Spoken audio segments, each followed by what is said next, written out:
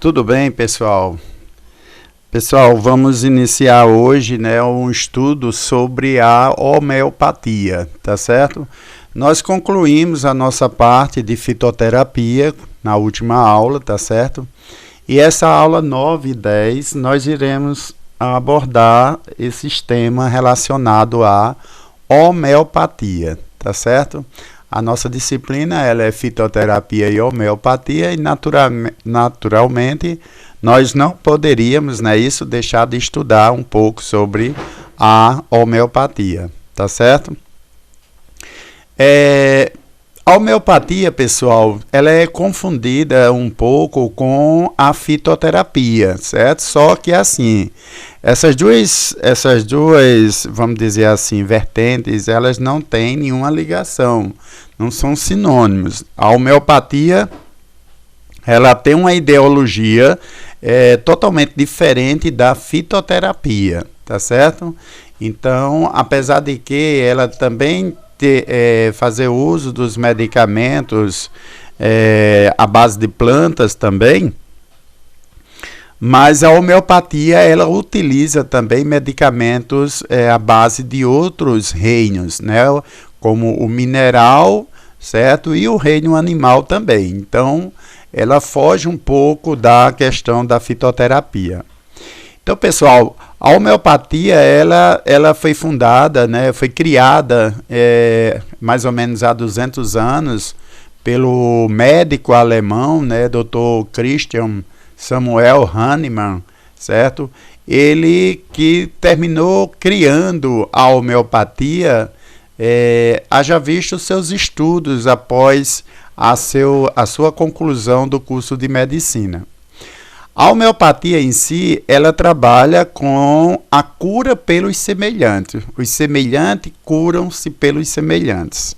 Então, diferente da medicina tradicional, vamos dizer assim, a homeopatia, ela tem como principal, vamos dizer assim, linha de raciocínio que é a cura pelos semelhantes, tá certo? Então nós temos aí o princípio da homeopatia.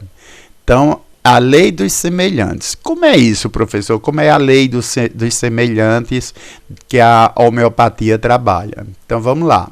A lei do semelhante, pessoal, é o seguinte: ela trabalha como o tratamento, certo, medicamentoso, de tal forma que esse medicamento ele vai criar numa pessoa sadia, certo, uma determinada patologia, para que quando essa pessoa chegar a adoecer, o sistema imunológico já está preparado e trabalhar para que não ocorra a chamada doença, entende?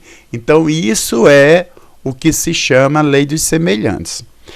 Explicando em outras palavras, pessoal, seria mais ou menos assim. Você está... para que você não fique gripado, não tenha um resfriado. Então você, quando ainda estiver curado, estiver sadio, certo? Então você procura um médico e ele vai te prescrever um medicamento homeopático que ele vai causar em você o resfriado e naturalmente a partir de então vai acontecer que o seu sistema imunológico vai fazer com que você crie defesas contra o vírus da gripe. Seria mais ou menos isso, certo? Eu diria a vocês, em outras palavras, que seria também tipo uma vacina, uma vacina. Só que aqui, no caso da homeopatia, não é vacina, e sim seria o próprio medicamento.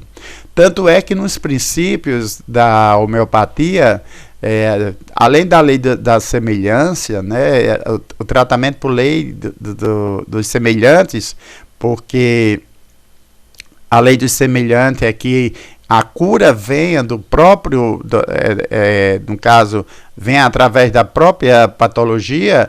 Então, esse experimento dos fármacos da linha homeopática, ele é feita em pessoas sadias, né? Então, geralmente, as pessoas que procuram um médico homeopático, ele vai quando ainda existe, vamos dizer assim, não existe ainda a patologia instalada, entende? Ele quer apenas uma prevenção para que ele não venha a adoecer.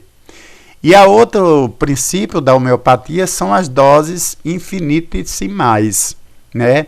O que são essas doses? São aquelas doses que são oferecidas ao paciente conforme a sua necessidade.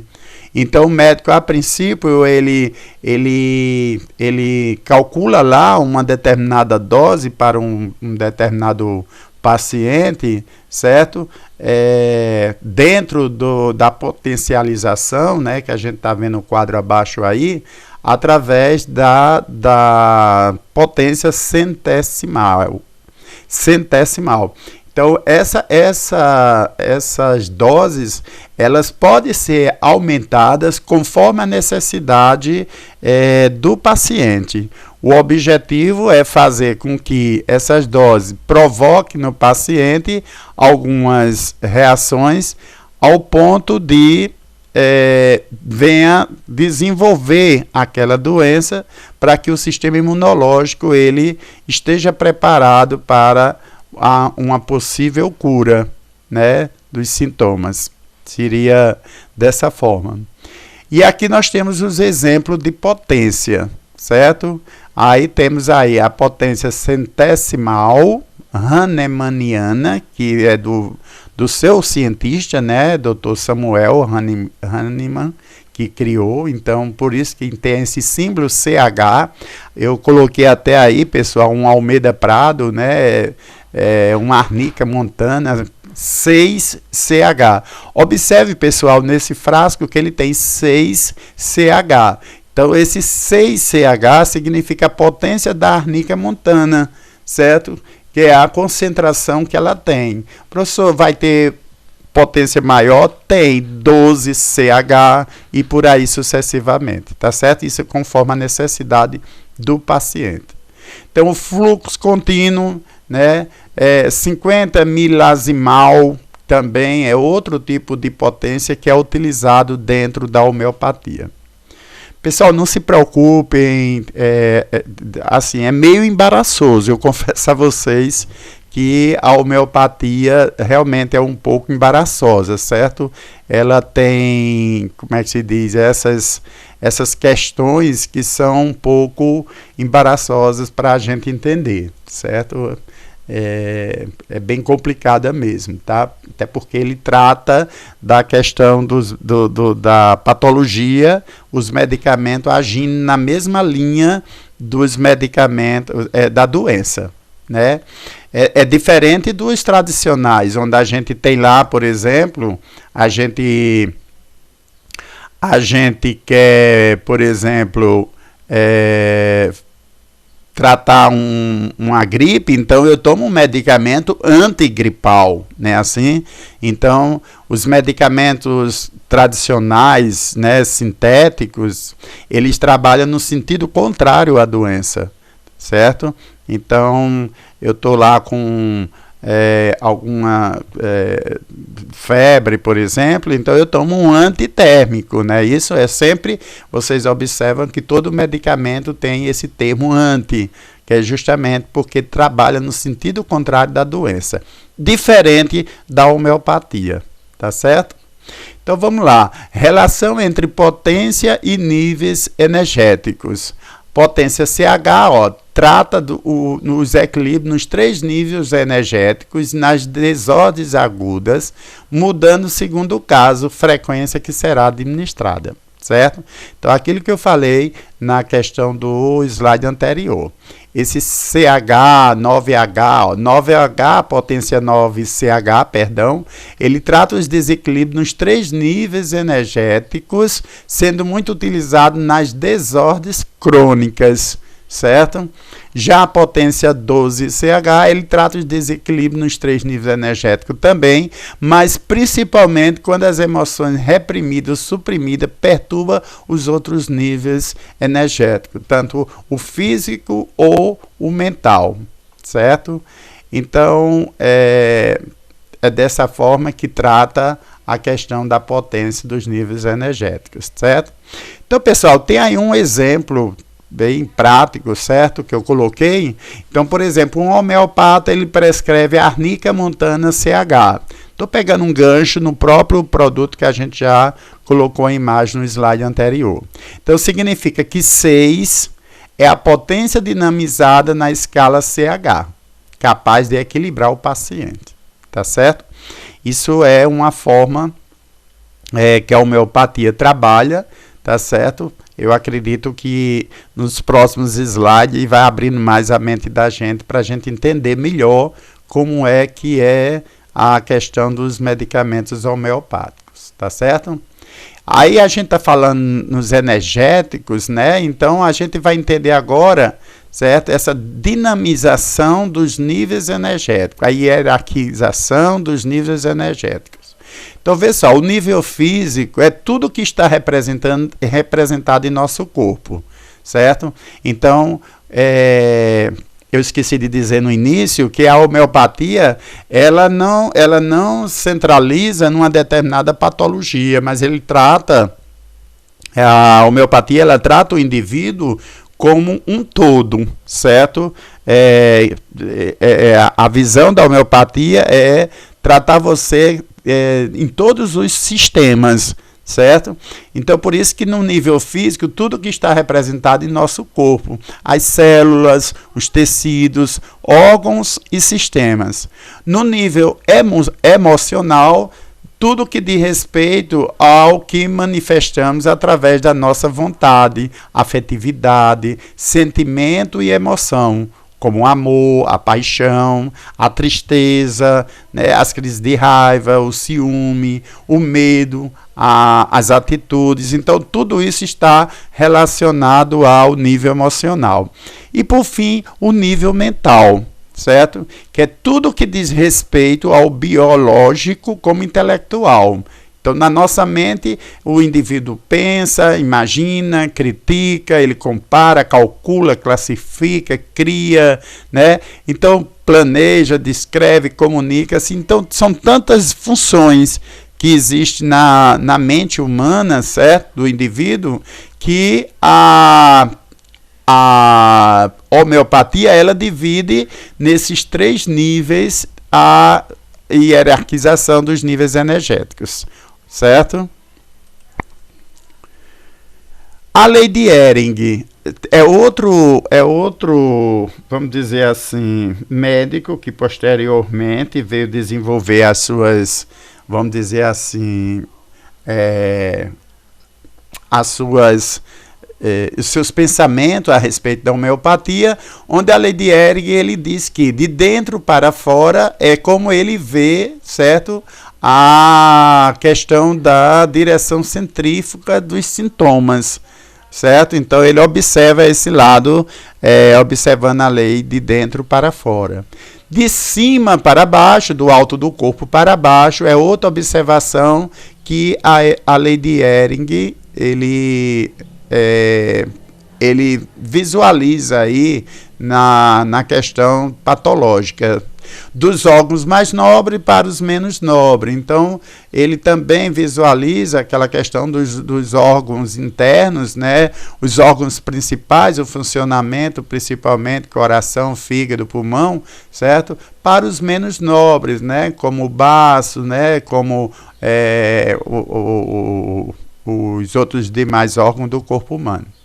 E na ordem inversa de seu aparecimento, o reaparecimento dos sintomas antigos. Também a lei de Ehring, né, ele vê dessa forma. É aquela situação de um sintoma, por exemplo, uma pessoa que sofre dor de cabeça constantemente e que essa dor de cabeça ela fica retornando, tá certo?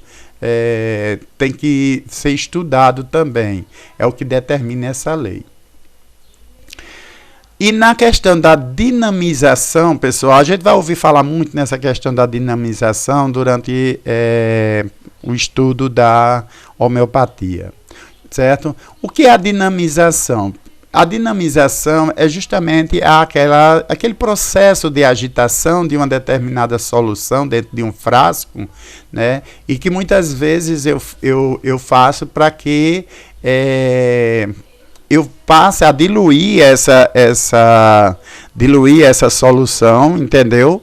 Para que, de repente, eu possa ter um maior resultado dessa substância.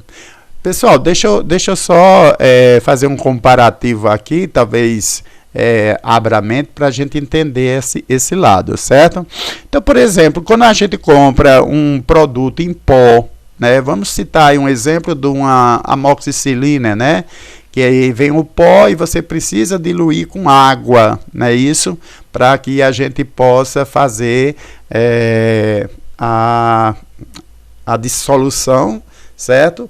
Para poder o líquido ficar pronto para uso, né? Assim, eu compro a amoxicilina em pó, diluo o líquido para poder eu fazer a questão da dissolução, né?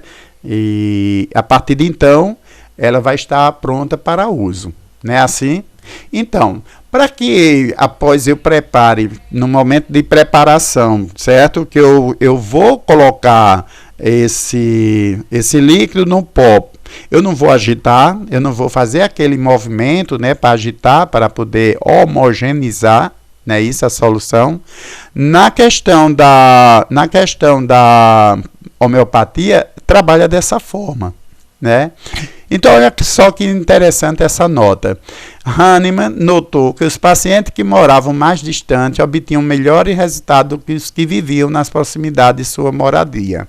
Então, vê só, Hahnemann, ele mesmo preparava as soluções e levava até vamos dizer, aos povoados, né, as residências de seus clientes, né?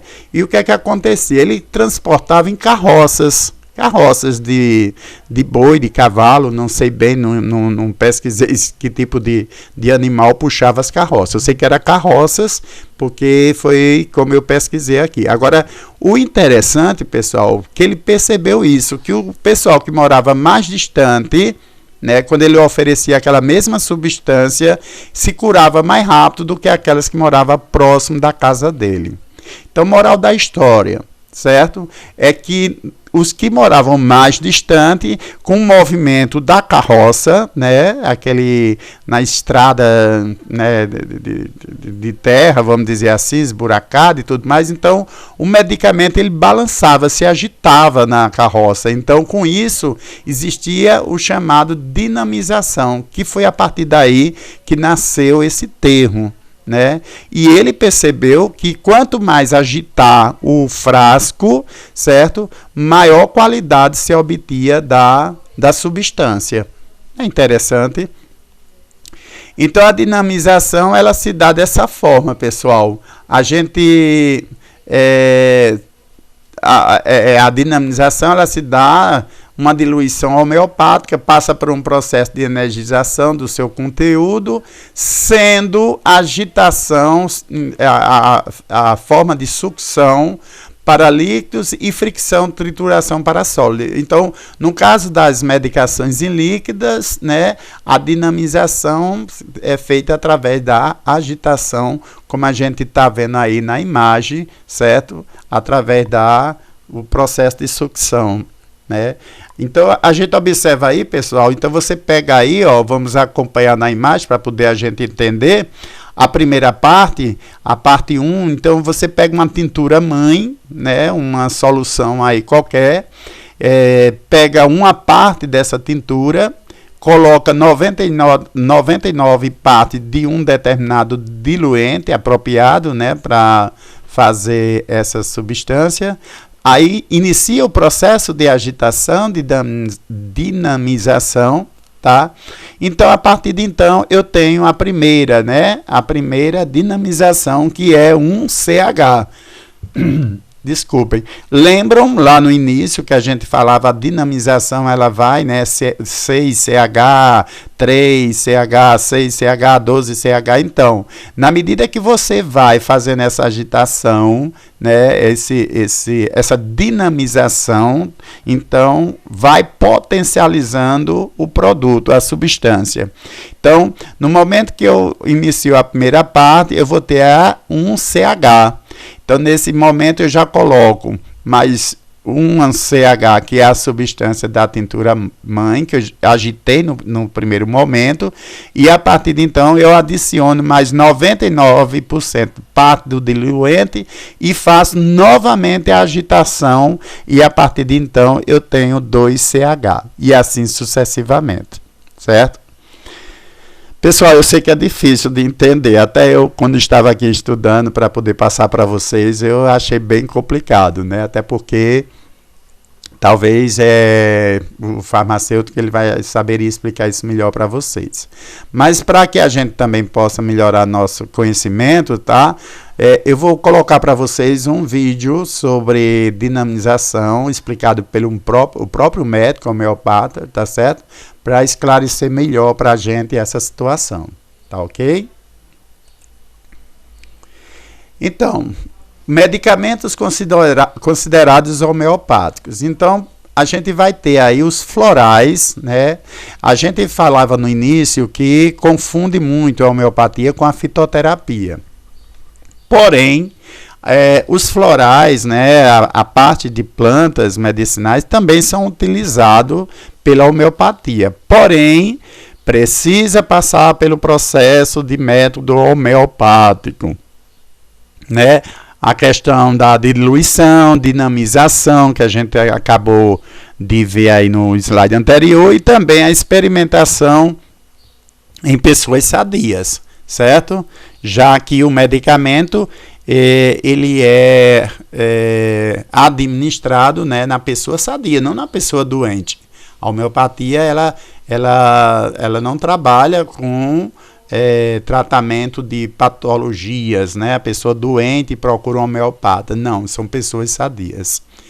Os bioterápicos são preparações medicamentosas obtidas a partir de produtos biológicos quimicamente indefinidos, né?